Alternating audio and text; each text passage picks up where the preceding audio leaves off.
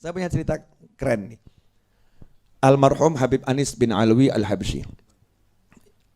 Ya, Masjid Riyadh, kalau lihat bangunan Mekah, di Masjid Riyadh itu ya, yang ada ruko-ruko di bawahnya itu ya, itu kalau sampai ke atas, kubahnya besar.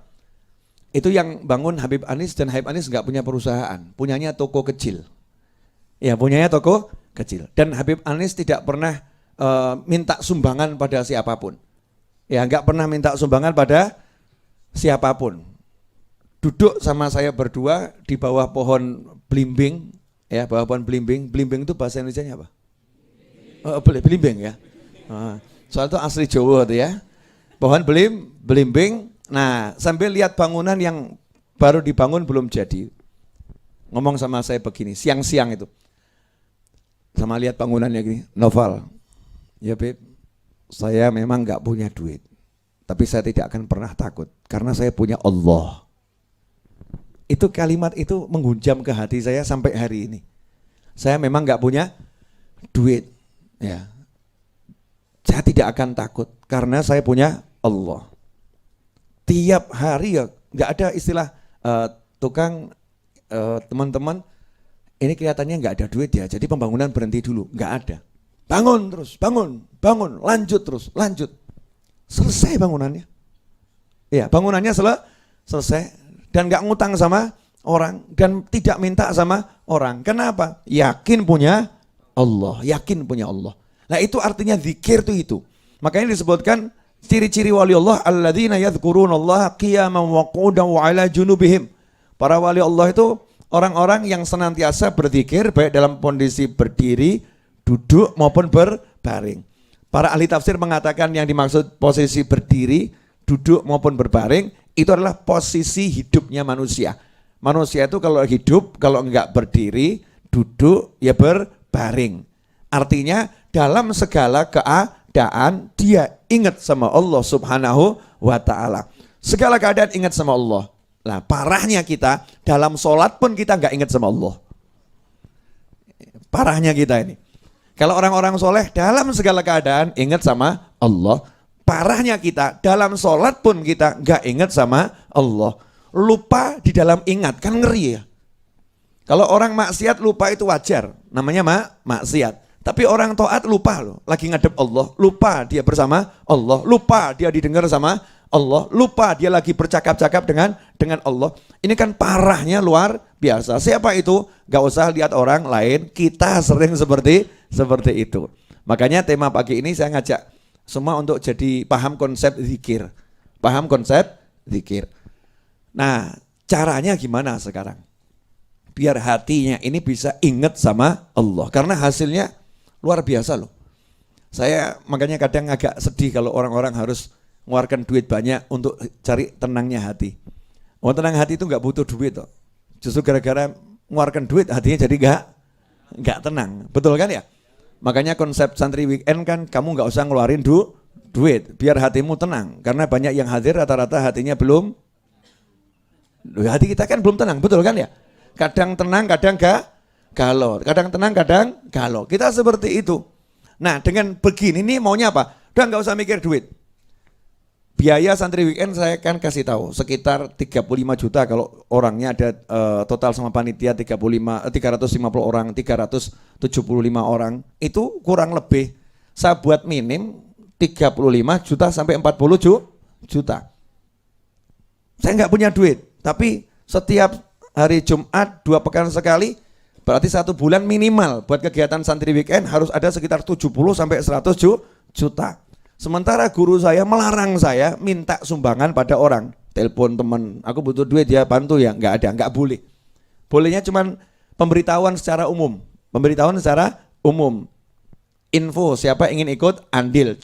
Nggak boleh ngetuk pintu rumah orang, telepon orang satu-satu. Padahal jelek-jelek begini kan ya teman wong sugih ya aku. Betul kan ya? Teman orang kaya banyak, teman orang miskin jauh lebih banyak. Jauh lebih banyak. Dan indahnya yang menyelesaikan semua pembangunan ini justru itu kebanyakan teman-teman saya yang miskin. Gali pondasi, ikut ngelepoh, ikut nyemen, betul kan ya? Bantu share, transfer. Habib, ini contoh ya. Alhamdulillah hari ini saya dapat hasil dari ojek online saya hasilnya 300.000, bagi 2 ya Bib, 150.000 buat Habib, 150.000 buat saya. Nih, itu send, kirim itu kan ya, bukti transfer. Ada lagi yang Habib, ya saya nggak punya ATM, saya nggak punya buku tabungan di bank gitu kan ya. Gimana caranya nih? Store tunai 20.000 rupiah itu. Ya punyanya itu ya. Justru yang nolong itu kebanyakan orang-orang susah. Orang-orang kaya yang sebetulnya sekali tanda tangan tuh ya 1 miliar cair, alhamdulillah nggak kesini. Alhamdulillah nggak kesini. Karena biasanya yang model begitu-begitu biasanya begitu. Tanpa mengurangi kehormatan yang begitu-begitu ya. Biasanya begitu. Tapi kalau yang susah-susah ini tulus. Bahkan sama merasa rendah. Habib, maaf. Saya cuma bisa bantu segini. Bukti transfer dikirimkan. Ya, tapi angkanya ditutupi spidol warna hijau. Ya, coret-coret di hijau karena malu lihat angkanya. Padahal yang melunaskan Masjid Ar-Raudhah, yang ngurusi semua ini justru yang model begitu. Tapi nggak pernah judulnya kok sampai nggak ada uang. Contoh ya. Setiap Sabtu gajian tukang kurang lebih 16 sampai 20 juta. Gajian tukang yang bangun itu. Setiap hari Sabtu. Nah, itu Mas Wahid itu bagian mengingatkan. Jadi kalau udah lihat wajah Mas Wahid itu kalau hari Jumat atau hari Sabtu itu sebetulnya kurang menyenangkan. Lihat wajah Mas Wahid hari Jumat atau Sabtu ya. Begitu Sabtu Wahid ngomong begitu aja, Beb, nah ini enggak enak nih. Enggak dipanggil tiba-tiba ngomong Beb, nah itu suara dan wajah yang kurang enak. Ada apa Wahid? Gajian Beb. Berapa? 15 juta. Oh ya. Bentar lagi. Diambil di mana Beb? Engkau. Ya. Kalau engkau ini berarti belum ada. Bayangkan kamu jadi saya. Jam 4 ditunggu tukang, jam 3 belum ada duit. Nah, kira-kira tenang atau stres? Ya makanya jangan jadi saya. Jadi dirinya masing-masing. Ya saya nyantai. Oh itu tukang kerja sudah ada rezekinya kok. Dia sudah kerja. Kerjanya sungguh-sungguh. Nggak mungkin disia-siakan sama Allah. Prinsipnya gitu. Ini tukang udah kerja beneran. Berarti ada rezekinya di Allah Subhanahu wa ta'ala. Tinggal saya minta, ya Allah tolong turunkan rezekinya tuh tukang. Asik tuh. Cuman bedanya saya yakin kamu was-was. Betul kan ya? Kalau saya ya yakin, kalau kamu was-was, cair tidak. Betul kan? Nah contoh, hari ini harus bayar 15 juta. Kemarin nggak ada. Kemarin waktu sore nggak ada, ya. Siang nggak ada. Subhanallah malam, selesai majelis, ada banyak tamu duduk-duduk. Saya kan diajari kalau mau pulang jangan salaman, Sebetulnya itu nolak orang salam tempel, paham ya? Kalau mau pulang jangan salaman, itu sebetulnya nolak orang salam tempel. Karena nggak enak, pulang salaman nempeli duit, itu kan nggak enak gitu.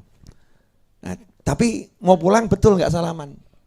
Cuman nyamperin saya, doanya ya Beb, ada amplop ditinggal. Doanya ya Beb, ada amplop ditinggal. Itu langka itu. Ya biasanya ya Beb masih mengasih pulang ya tanpa amplop ditinggal. Itu biasanya. Tadi malam luar biasa. Ya amplop ditinggal itu amplopnya tipis tapi isinya tebel-tebel. Saya lihat isinya tebelnya ini kok tidak seperti biasanya ini.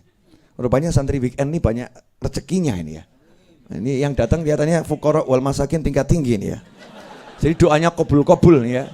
Ya doanya kabul ya. Kan termasuk Habibnya betul kan ya. Saya kan termasuk fuqara wal masakin, hutang 3,3 M belum terbayarkan. Ya, jangan lihat penampilan itu menipu saudara-saudara. Itu kan untuk hanya saja kendaraan untuk dakwah. Subhanallah. Terus saya suruh teman-teman, tolong dihitung. Saya kan paling tidak demen ngitung. Ya, demennya kan make. Ngapain ngitung ya? Bos itu kan pangkatnya make. Ngitung kan pangkatnya anak buah. Ya, cari anak buah yang ahli ngitung. Tolong dihitung. Nah, saya ngobrol sama yang lain. Setelah pulang tamunya, dihitung. Pertama Pak Bakir laporan, Habib hasil penjualan buku, jaket, dan lain-lain gitu kan ya. Sekian. Di Raudhah itu ada satu perjanjian. Tidak boleh ngomong juta. Tidak boleh. Ratusan ribu nggak boleh. Jadi kalau laporan, kalau ratusan ribu dirubah jadi miliar. Kalau juta jadi triliun. Ya. Paham ya? Kenapa? Biar telinganya saya dan teman-teman saya tuh biasa telinga gede. Sorry bro. Angka kecil nggak boleh kita dengar. Sugih kok ya. Orang sugih kok. Begitu kalau orang yang nggak paham kan kaget. Pak Bakir itu membacakan. Hasil dari infak, sedekah, jual jaket, jual buku malam hari ini total adalah 2.999 miliar. Wah. Orang baru kaget, wah Habib sugih banget ya. Orang baru, orang lama paham itu 2,9 juta gitu kan. Saya bilang alhamdulillah sudah ada buat gajian tukang. Kurang 13 juta atau 12 juta, ya kan? Kecil gitu. Subhanallah, tadi ada yang lempar-lempar amplop. Tak suruh ngitung. Ini rekor nih. Seumur umur saya jadi Habib, ya, ngajar di Majelis Ar-Raudhah. Belum pernah dapat lemparan amplop habis pengajian di Majelis Ar-Raudhah nilainya segitu, belum pernah itu. Tanya sama teman-teman saya, ini saya umumkan ya. Dihitung tuh ya, nilainya 10 juta lewat sekian. 10 lewat sekian. Saya bilang, waduh rekor nih subhanallah, alhamdulillah. Jadi total udah 13 juta. Nah tinggal nambah dikit kan insya Allah ada saldo 2 juta kan cukup. Alhamdulillah. Jadi ya nyantai saja. Oh yang kerja tukang, yang gaji Allah. Kamu kok ikut bingung kan ya aneh. Itu artinya zikir. Itu artinya zikir. Tugasmu apa? Tugasmu ya kalau ngajar ya ngajar, kerja ya kerja. Kan saya kerja, buat buku, buat jaket ya. Itu namanya kerja. Jangan cari rezeki. Rezeki Allah yang ngasih. Ar-Razzaq wallah, bukan kerjaanmu. Rezeki Allah, tapi kamu keep moving, terus bergerak kayak Finding Nemo dulu. Tahu Finding Nemo? Ya, saya cuma lihat judulnya, nggak lihat filmnya. Cuman katanya teman-teman yang lihat, katanya teman-teman yang lihat, wah Bib itu ilmu yang luar biasa. Jadi ikan tuh hebat karena ikan itu tidak pernah berhenti bergerak. Terus bergerak, makanya ikan tuh nggak stres. Ciri-ciri ikan stres kalau udah mulai lambat bergerak. Terus diem, itu ciri-ciri ikan stres. Makanya kalau kamu udah diem nggak bergerak, ciri-ciri stres.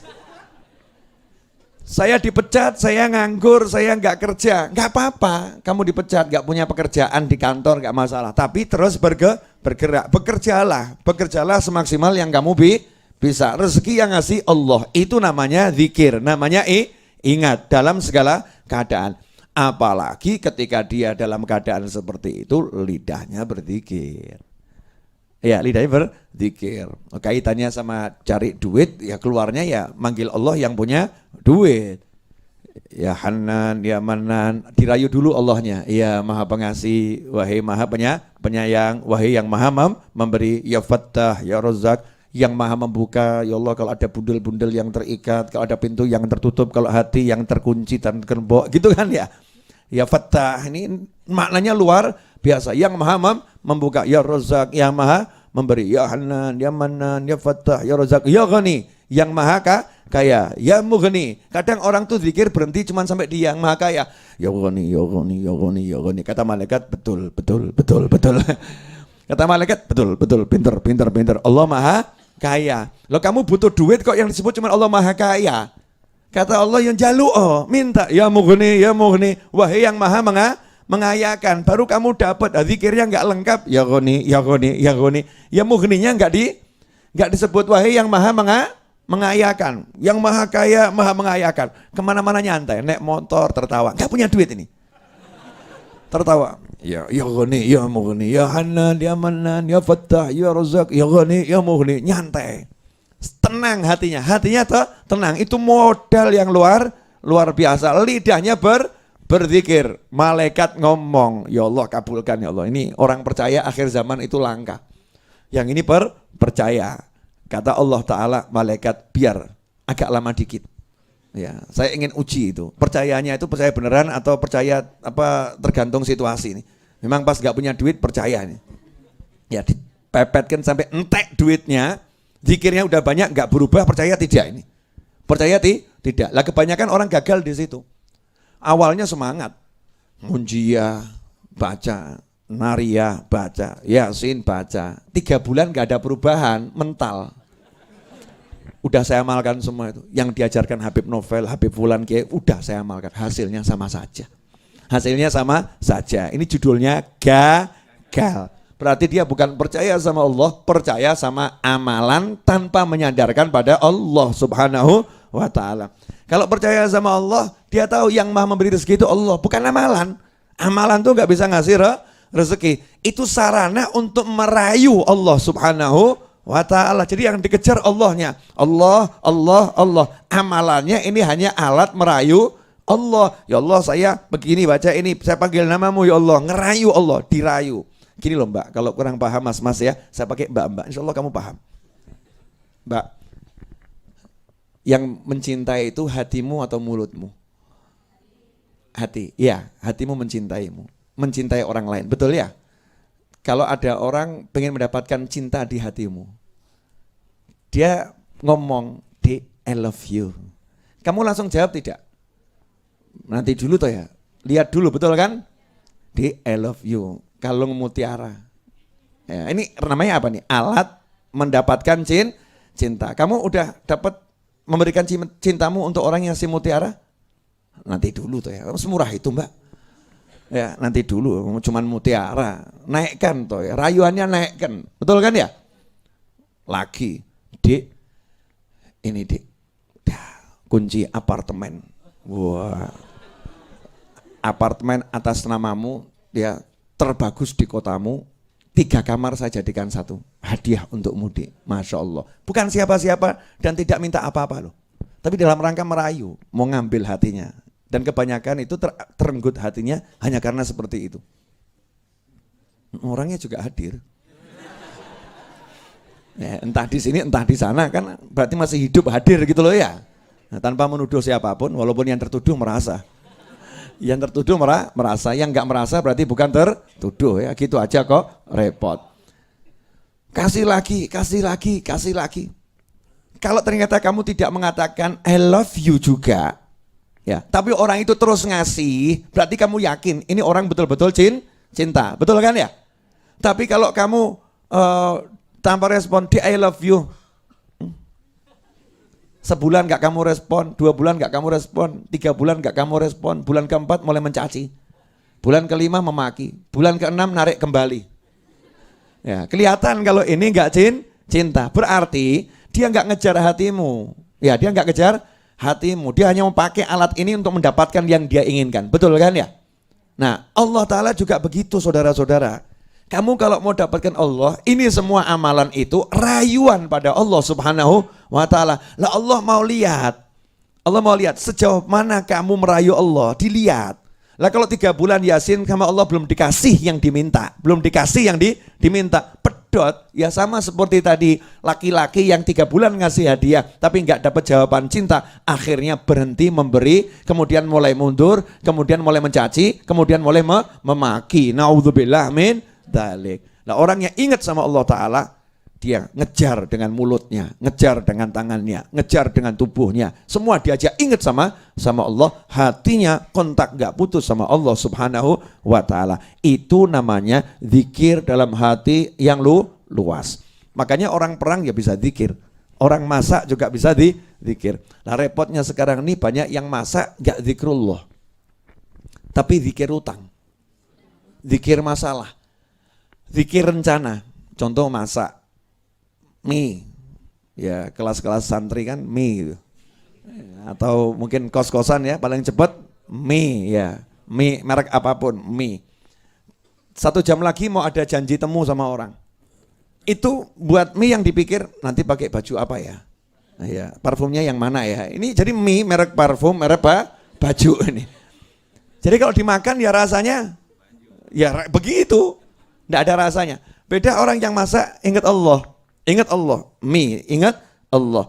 Biar sehat nih makan mie-nya, bismillah ya Allah, gitu kan, biar sehat nih mie ini tak sholawati, pengen ngajak to'at, Allahumma sholli ala sayyidina Muhammad. Iya, jangan keras-keras, nanti banyak ludah yang masuk, repot, temanmu ketularan nanti gitu ya. Udah ingat, nah yang model begini masih banyak atau sedikit?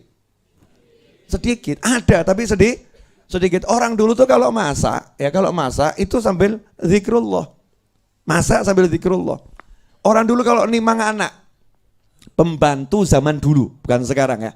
Kalau gendong anak majikannya, Itu nimang-nimangnya la ilaha illallah, la ilaha illallah, la ilaha illallah, anak ganteng waliullah dulu. Saya masih ingat ketika ibu saya nimang adik saya kok. Ya, nimangnya ya gitu. Nah, adik saya aja dibegitukan, masa saya tidak? Ya kan begitu. Nah, kalau sekarang orang nimang anaknya, lagunya nggak jelas. Nah, ya, lagu nggak jelas yang didengar, bahkan sambil tembong, ya Jeng, iya, nanti mau arisan di mana Jeng, iya, jangan lupa ya, kita pakai seragamnya model apa, Masya Allah, sambil gendong sambil ngerasani ya, sambil gendong sambil ngerasani, orang lain gunjing orang lain, nggak inget sama Allah, anaknya jadinya cap ngerasani, jadinya seperti itu.